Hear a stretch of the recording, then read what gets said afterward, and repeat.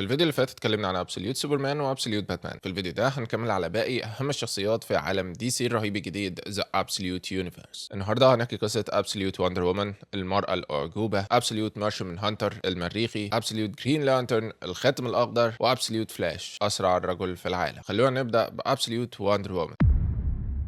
في عالم دي سي الاساسي ديانا كبرت على جزيره تمسكيرا وسط الامازونيات التانيين، لكن في عالم الابسوليوت هي اتربت في الجحيم لوحدها كاخر امازونيه في العالم، وده بسبب ان وقت ما اتولدت الامازونيات كانوا عملوا غلطه مش معروفه ضد الاله، وعلشان كده زيوس حكم عليهم بالسجن للابد واخد ديانا منهم اللي كانت طفله رضيعه وقتها. زيوس امر ابولو انه يسلم ديانا للسيرسي، ودي ساحره كانت محبوسه في الجحيم برضه. لما سلم ديانا للساحره ما ادهاش اي تعليمات، بس قال لها ان الامازونيات اتعاقبوا وان من دلوقتي كلمه امازون في حد ذاتها بقت ممنوعه. في الاول سيرسي ما كانتش مهتمه بالطفل، هي كده كده محبوسه في الجحيم وكانت هتسيب ديانا لمصيرها، لكن لما تعبان زحف ناحيه ديانا وحاول يأذيها، ديانا قدرت تمسكه وتوقفه وهي الطفله رضيعه اصلا. ده اللي ابهر سيرسي وخلاها تبدا تهتم بيها. استقروا في مكان اسمه وايلد ايلاند في الجحيم وبداوا يبنوا بيتهم واحده واحده. خلال السنين اتهاجموا من وحوش وشياطين وارواح تايهه كانوا عايزين يقتلوا ديانا، بس هي كانت بتغلبهم بسهوله وقدرت تتصاحب على شويه منهم كمان. ديانا كبرت ومع الوقت بدات تحس ان في كلمه ممنوعين ينطقوها، وبرغم ان سيرسي ما تقدرش تقول كلمه امازون، ديانا كانت تقدر تنطقها. ولما ديانا سالت سيرسي على معنى الكلمه دي، سيرسي حكت لها اصلها. سيرسي قالت ان ديانا امازونيه، ودول مجموعه محاربات قدام جدا كانوا بيحموا البشر من اقدم الوحوش اللي كانت عايزه تفترسهم. ديانا فهمت ان الالهه مش عايزينها تعرف اصلها الحقيقي، لكن سيرسي شجعتها انها تبقى الحاجه اللي كانت دايما مقدر ليها تبقى عليها. اثناء القصه بنشوف فلاش باك لسيرسي وهي بتدعي لهيكت وبتسالها ليه سمحت لاكتر حد مؤمن بيها، وهنا تقصد نفسها سيرسي، تترمي في الجحيم، وليه تضطر تربي طفل مش ابنها. هيكت شرحت ان هي وبعض الالهه التانيين عملوا خطه علشان ينهوا حكم زيوس الظالم، وان في لعبه كبيره قوي شغاله. في فلاش باك تاني بنشوف ديانا وهي طفله بتحارب وحش تاني في الجحيم، وبرغم انها رفضت تقاتل في الاول، لكن لما الوحش هدد انه يهاجم مخلوق بريء كان قريب منهم، ديانا اضطرت تقاتل واتغلبت. وبعدها سيرسي لقيتها. سيرسي كلمت هيكت تاني، وهيكت قال ان ديانا لسه بدري انها تبقى محاربه، لكن برضه هيكت قالت ان الوقت اتاخر خلاص. ديانا مقدر ليها تبقى سلاح ضد الالهه، ووجودها اصلا عشان تبقى سلاح في قلب منظومه الالهه علشان تدمرها من جوه. لما سيرسي سالتها ليه عملتوا السلاح ده في شكل بنت صغيره طيبه، هيك ردت لان الالهه بيستهينوا بالبنات الصغيره فمش هيحسوا بيها. هم وضعوا الطيبه في قلبها كمان لان ده مفهوم وحوش زي زيوس ما يفهموهوش. واخر حاجه هم عايزينها تبقى حره وتبقى نفسها، وده مفهوم تاني اللي زي زيوس ما يعرفوش يستوعبوه. ومع الوقت ديانا اكيد هتحقق قدرها. اثناء القصه برضه في مره واحد غريب لقى نفسه على شط الجزيره بتاعتهم، كان جندي امريكي اسمه ستيف تريفور. لما عرف انه دلوقتي في الجحيم دخل في ازمه وجوديه في الاول، لكن بعدها شكر ديانا وسيرسي علشان اخدوه عندهم. مع الوقت بقى صديق مقرب من ديانا. بعدها ديانا اكتشفت تعويذه في كتب سيرسي تقدر ترجع ستيفن للارض، لكن سيرسي حذرتها منها لانها بتحتاج تضحيه كبيره. هنا ديانا وصلت لاستنتاج ان وصول ستيف مش صدفه لكن اختبار. لو هي هتبقى منقذه للبشريه لازم تقدم تضحيات وما ينفعش تفشل في اول مهمه. ديانا ضحت بدراعها اليمين علشان التعويذه تشتغل، وستيف رجع للارض. بعد كده سيرسي صنعت لها دراع سحريه بدل اللي هي ضحت بيها. ديانا وستيف اتقابلوا تاني بعد ما هي خرجت من الجحيم علشان تحمي البشر من الوحوش القديم زي ما الابيزونيات كانوا بيعملوا زمان. ديانا في العالم الحقيقي استقرت في الجيت واي سيتي، كانت بتستخدم سيف ضخم، بتلبس درع مرعب وبتحارب الوحوش القديمه. ولما الناس من العالم الحقيقي شافوها سموها وندر وومن. على عكس نسختها في العالم الاساسي، ابسوليوت وندر وومن بتعتمد اكتر على السحر وبتستخدم تعاويذ كتير في القتال بسبب انها اتربت على ايد ساحره. ديانا هنا معاها صديق وفي وهو حصان مجنح انديد، بالعربي معناها لا ميت او زومبي يعني، اسمه بيجاسوس. وندر وومن في العالم الاصلي سلاحها الرئيسي والايقوني هو اللاس اوف تروث او حبل الحقيقه. ابسوليوت وندر وومن بقى عندها 3 حبال مختلفين، في واحد منهم لسه ما نعرفش بيعمل ايه اصلا، لكن الاثنين التانيين خطار جدا. اول حبل اسمه النيمسيس، سلاح صنعته سيرسي من بقايا مخلوق اسمه باسيليسك. وبعد وقت ديانا تسلقت جبل ضخم محبوس فيه العملاق بروميثيوس. بروميثيوس كان بطل للبشريه لان هو اللي عرف البشر على النار زمان متحديا الالهه اليونانيه القديمه. ديانا حررته وقدرت تقنع النسر اللي زيوس بعته علشان يفترسه انه يسيبه في حاله. في المقابل طلبت ديانا عينه من دم بروميثيوس علشان تقوي بيها الحبل. بروميثيوس وافق وكمان اداها بيجاسوس اللي هو الحصان اللي بيطير اللي قلنا عليه من شويه كهديه. حبل نيمسيس بقى بيربط وبيحرق هدفه بناء على حجم خطاياه وسيئاته، حاجه زي الستير بتاعه الجوست رايدر كده. الحبل التاني اسمه الساكرفايس، التضحيه، وده يمكن اخطر سلاح معاه لانه بيحول جسد وعقل اي كائن حي بيلمسه، وشكل التحول بيتحدد على حسب هي عايزه الشخص يتحول لايه. ديانا بتستخدمه كحل اخير دايما، والمره اللي شفناها بتستخدمه فيها كانت علشان تهزم وحش قاتل اسمه تيترسايد، مخلوق كان بيطلق صوت يقدر يقتل اي اي حد بيسمعه. وعلشان تواجهه وندر وومن استخدمت الحبل على نفسها علشان تتحول لميدوسا علشان تقدر تهزم الوحش، لكن بعدها هي ما قدرتش تسيطر على نفسها وبدات تهاجم المدينه. بس لحسن الحظ ستيف تريفور قدر ينقذها ويخليها ترجع لطبيعتها. من الاشخاص اللي ساعدوها ضد تيترسايد كانت مؤرخه اسمها باربرا، اللي هي في عالم دي سي الاساسي تعتبر عدوه وندر وومن اللدوده تشيتا. بعد كده في القصه ديانا اكتشفت منشاه حكوميه غريبه اسمها اريا 41 مبنيه فوق متاهه قديمه اللي هي مليانه مخلوقات كتير جدا غريبه جدا محبوسه هناك. وندر وومن كمان اكتشفت ان في امازونيه واحده كمان محبوسه هناك وقررت تروح تنقذها. جوه المتاهه قابلت كائنات اسطوريه زي مينيتور، والمتاهه كانت تحت حكم ست اسمها كليا، واحده من اعداء وندر وومن في عالم دي سي الاساسي. لما ديانا اخيرا قدرت تنقذ اختها الامازونيه، وقبل ما تقول اي حاجه في صاعقه برق ضربتها واختفت الامازونيه. بس هي ما ماتتش، هي اتنقلت فورا عند باقي الامازونيات المحبوسين وبلغتهم ان ديانا لسه عايشه. في الاخر فيرونيكا كيل المسؤوله عن المنشاه السريه دي بنشوف انها كانت حابسه مجموعه من اعداء وندر وومن التانيين. من ضمن المحبوسين كانت زاتانا اللي هي متربطه بشكل مرعب، وكان اللي حابسها خايف انها تنطق كلمه حتى. طبعا معروف ان في العالم الاساسي زاتانا هي ساحره بتطلق التعويذ بتاعتها بانها تتكلم بالعكس، ولسه نشوف هيعملوا معاها ايه في العالم المجنون ده.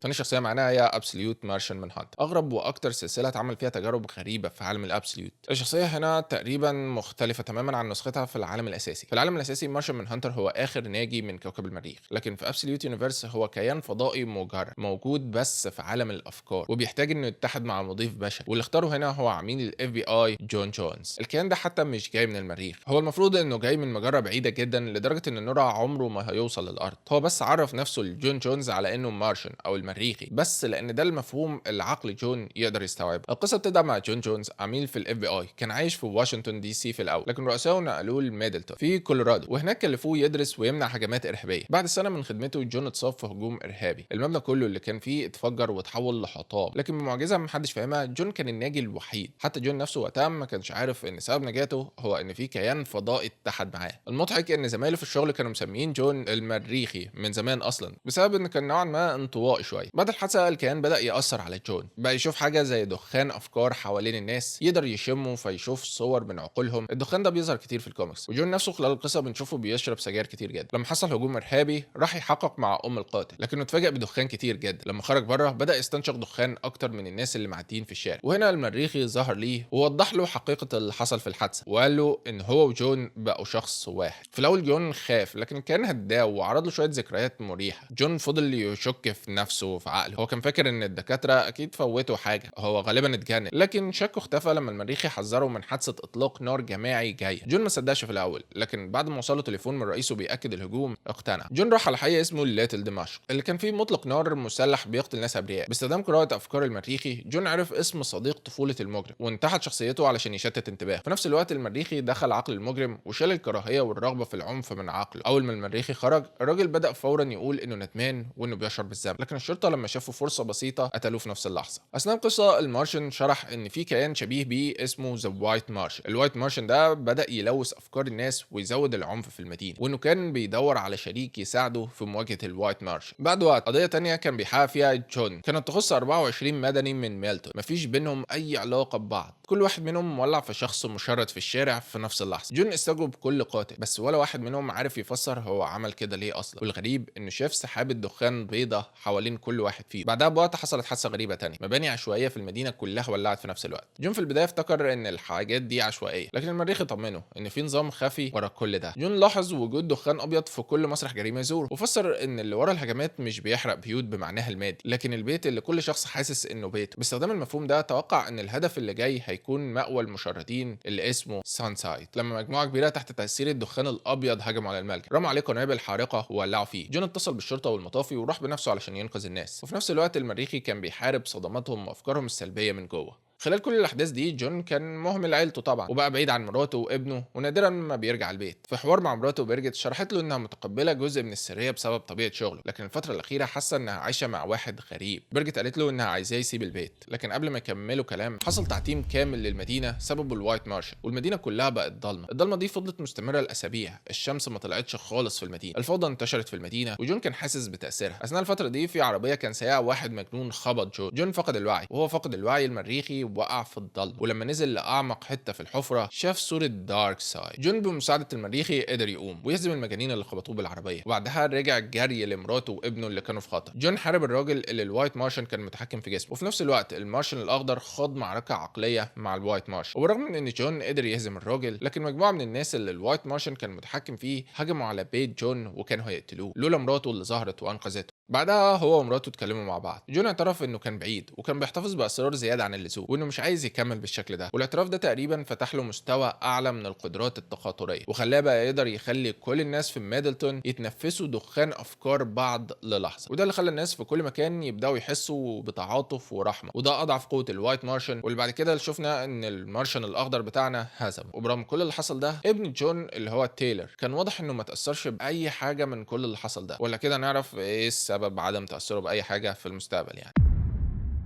الشخصية التالتة معانا النهارده هي ابسوليوت فلاش. ذا فلاش هو اصغر سوبر هيرو في الابسوليوت يونيفرس، لانه حصل على قدراته وهو عنده 15 سنة، وده اللي بيخليه يفتقد الخبرة ويفتقد ان يكون في حد كبير ومرشد ليه في حياته. والي ويست هو ابن الكولونيل رودي ويست، وطول الوقت كانوا بينتقلوا من مكان لمكان بسبب طبيعة شغل ابوه، علشان كده كان صعب يكون صداقات. كل ما يتعود على مكان يلاقي نفسه سايبه. وهو عنده 15 سنة ابوه اتعين قائد لمنشأة حكومية اسمها فورت فوكس، وكان فيها تجربة سرية جدا اسمها بروجكت اولمبس. واحدة من العلماء اللي شغالين هناك هي إلينور سور. النسخة بتاعت الكون ده من الريفرس فلاش. نواياه الحقيقيه لسه مش واضحه بالكامل، لكن بنشوف لمحه في فلاش باك. في الاربعينيات كان في عالم اسمه سول وشريكه جاي جاريك كانوا بيدرسوا نوع غامض من الطاقه. التجربه خرجت عن السيطره، ولما جاي حاول يطفيها سون اصر يكمل وزق جاي جوه المفاعل اللي خلى جسمه يتدمر، لكن تقريبا وعيه فضل موجود جوه مجال الطاقه. في الوقت الحالي بنشوف عالم تاني شغال برضه في بروجكت اولمبس، هو باري آلن اللي في العالم الاساسي هو ذا فلاش الاول، لكن هنا باري هو صاحب والي ويست اللي خد باله من وحده والي ويست، لكنه كمان شاف انه ولد ذكي. باري آلن عرض على والي ويست انه يشتغل معاه بدوام جزئي في المنشأة، لكن رودي ابو والي كان رافض الموضوع، وبسبب كده حصلت خناقة بين والي وابوه. بعدها والي خرج وهو متضايق من البيت وراح المعمل لباري وهو متعصب جدا. للاسف كل ده حصل في اسوأ وقت ممكن. باري كان بيعمل تجربة على جهاز متطور، ووالي اتعلق جوه مجال الطاقة اللي انفجر وخرج منه برق، ووالي اختفى. رودي ابو والي جه وهو متعصب جدا وضرب باري علشان يعرف ابنه اختفى فين، لكن فجأة والي ظهر قدامهم، وبعدها طلعت منه صاعقة برق ضربت باري. والي اترعب من اللي حصل وجري من المنشأة ناحية الصحراء، وهو مش عارف ان باري متعلق فيه. لما وقف اكتشف ان باري مات. رودي بعد كده علشان يلاقي ابنه بعت فريق عمليات خاصة اسمه ذا روكس، اللي في العالم الاساسي هم اعداء فلاش، لكن في الابسوليوت يونيفرس بنعرف عنهم اكتر في فلاش باك. هم كانوا جنود امريكان في سوريا، خدوا رشوة من حكومة اجنبية فاتبهدلوا واتطردوا من الجيش واتشوهت سمعتهم واتسموا الروكس او الخارجين. في فلاش باك تاني من قبل حادثة والي ويست ب6 شهور، رودي كلم كل واحد فيهم وعرض عليهم فرصة يصلحوا حياتهم بالمشاركة في تجربة خطيرة جدا. الهدف كان يحولهم لاسلحه، ادوهم معدات غريبه من تصميم باري وسول. والروكس بسرعه فهموا ان الاسلحه دي ممكن تكون من اصل فضائي. كل روك مصمم على اساس واحد من اشرار فلاش في الكون الاساسي، كابتن كولد، جولدن جلايدر، تريكستر، وكابتن بومري. الروكس كان مهمتهم انهم يمسكوا والي، وعلشان كده استخدموا النسخه بتاعت الكون ده من غوريلا جرود، واللي في العالم ده مش غوريلا عملاقه زي في العالم الاساسي، لكن غوريلا جرود هنا عباره عن قرد صغير عنده قدرات تخاطريه. جرود برغم ده صاحب والي ويست، وبقى زي السايد كيك او البطل المساعد ليه، اللي ساعدوا بعض لحد ما هربوا ولقوا ملجأ مؤقت في مأوى لشباب مشردين. بس والي كان عنده مشكله كبيره في الاكل، لان قدراته بتستهلك سعرات حراريه كتير جدا، وده معناه انه محتاج ياكل اكتر بكتير من اي انسان طبيعي. في الملجأ والي صاحب بنت هربانه تانية اسمها ليندا بارك، اللي هي في الكون الاساسي المفروض انها حبيبته. بعد وقت بنعرف ان الحادثه اللي ادت قوه والي ويست هي نفسها اللي دمرت المعمل، وبسبب كده طلعت كائنات تجريبيه تانية كتير للعالم. كتير من الكائنات دي مبنيين على اشرار ذا فلاش في العالم الاساسي. والي قابل وحارب هيت ويف، وبطريقه ما قوه والي قدرت ترجع هيت ويف لشكله كانسان عادي. بعدين حارب ويزرد اللي هي قوته انه بيقدر يعمل عواصف، لكن لما ويزر ضرب والي بالبرق والي ما اتاذاش، بالعكس البرق شحن قوته من جديد، وده اللي خلاه يهزم ويزرد بسهوله. بعد كده الروكس قربوا من والي وعرضوا عليه عرض غريب، اقترحوا انهم يتحالفوا وكلهم يخرجوا عن النظام سوا ويبقوا روكس حقيقيين.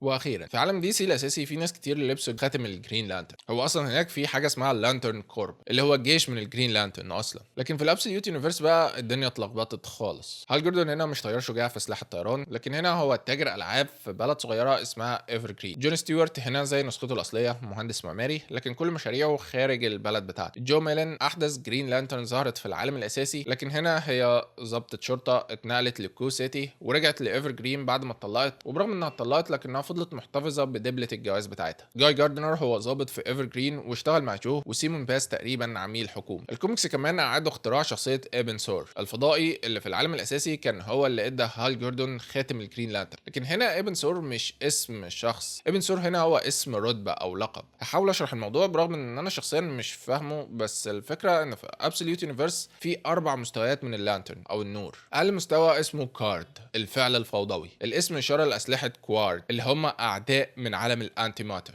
المستوى اللي بعده هو الرو التحكم في النفس، واللي هو اسم كريبتوني من كوكب كريبتون بتاع السوبرمان. المستوى اللي بعده اسمه سور اللي هو الضوء الاخضر، او ببساطه العمل الصح، اعمل الصح. واخيرا اعلى مستوى هو ار اللي بيمثل الفهم الكامل او الاستناره. طبعا لسه قصه جرين لانترن في بدايتها، فمنطقي ان كل الكلام ده مش مفهوم، بس اهو بنحاول نفهم مع بعض. كلمه ابن بقى معناها حارس او متحكم، فابن سور يبقى معناها هنا في عالم الابسوليوت يونيفرس حارس الضوء الاخضر. كل مستوى من مستويات النور الاربعه ليها الوان خاصه بيها. كارد لونه نور اسود، او الوصف الافضل ليه غياب النور. رو لونه نور احمر. سور طبعا هو الاخضر علشان يبقى ابن سور. واعلى مستوى هو المستوى الذهبي او الاصفر. في عالم دي سي الاساسي اللانترز بياخدوا قوتهم من المشاعر، لكن في عالم الابسوليوت قوتهم معتمده على مستوى استنارتهم. الهرم ده تاسس بواسطه الاون، ومش كل الناس موافق عليه. بعضهم شايف ان كارد هو اعلى مستوى، واللي بيؤمنوا بكده اسمهم البلاك ستارز. يعني ببساطه في الابسوليوت يونيفرس هم دمجوا الشر بتاع اللانترن الاصفر والاسود من العالم الاساسي وعملوه في مستوى كارد، او اللي اسمهم هنا برضو البلاك ستارز. البلاك ستارز هنا كونوا امبراطوريه فضائيه استبداديه بتحاول تفرض قانونها بالقوه، شايفين ان الاستناره ملهاش اي لازمه، وان الاراده هي اهم وكل حاجه. هدفهم الاساسي تدمير اللانترز التانيين اللي كل هدفهم هو الاستناره. جنود البلاك ستارز اسمهم البلاك هانز، ومن ضمن البلاك هانز دول واحد اسمه كيلواج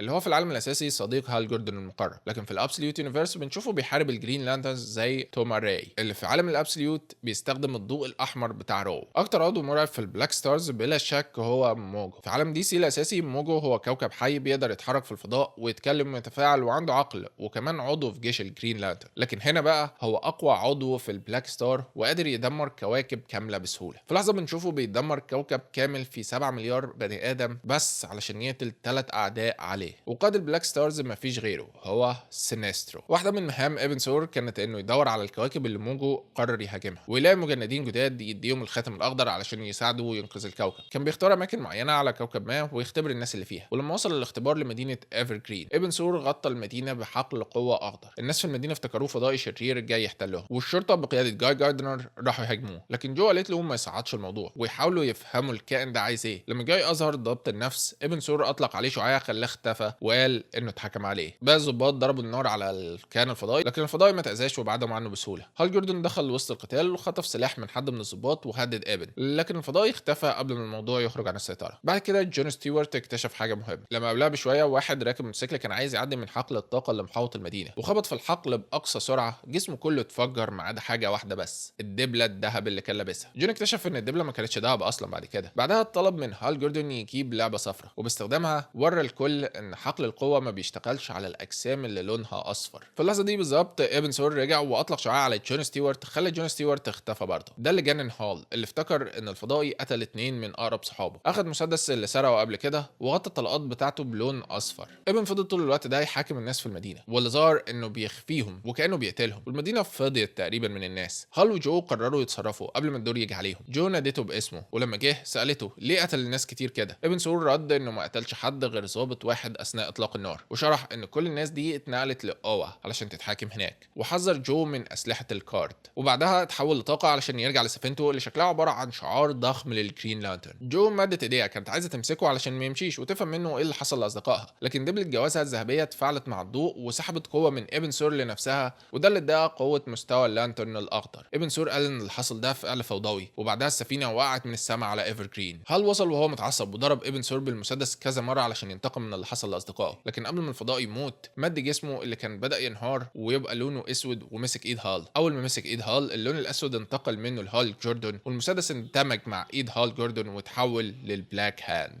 هال هرب من المدينه علشان ما يسببش دمار اكتر لانه مش قادر يتحكم في قوته الجديده. وبعد ما وصل لمطعم صغير لقى ان ايده السوداء بتتحرك لوحدها وبتهاجم الناس اللي حواليه. جو بعد ما خدت قوه الجرين لانترن لقت ان قوتها بتجذبها لمكان البلاك هاند، ولما وصلت ليه في المطعم بدات بينهم معركه هي وهال جوردن. هال فقد السيطره تماما وتحول بالكامل للبلاك هاند. جو قدرت تنقل المعركه علشان ترجع لايفر جرين. اول ما وصلوا السفينه اشتغلت تاني تاني واتنقلوا هما الاتنين جواها. هناك قابلوا جون ستيوارت اللي بقى بيستخدم اللانترن الاصفر، وجاي جاردنر اللي في ايده اللانترن الاحمر، ومعاهم باقي سكان ايفرجرين اللي واضح ان ما حصلهمش اي حاجه. هنا جون شرح كل الكلام المعقد اللي مش مفهوم اللي قلناه فوق ده، وقال ان موجو قرب من كوكب الارض. جو برغم من كل ده قالت انها مش مضطره تلتزم بالقواعد الغريبه دي، وباستخدام قوتها قدرت تشفي هال جوردون من تاثير البلاك هاند عليه وتخليه يرجع انسان طبيعي. بعدها هربوا من السفينه ومن ايفرجرين واستخبوا في كوست سيتي.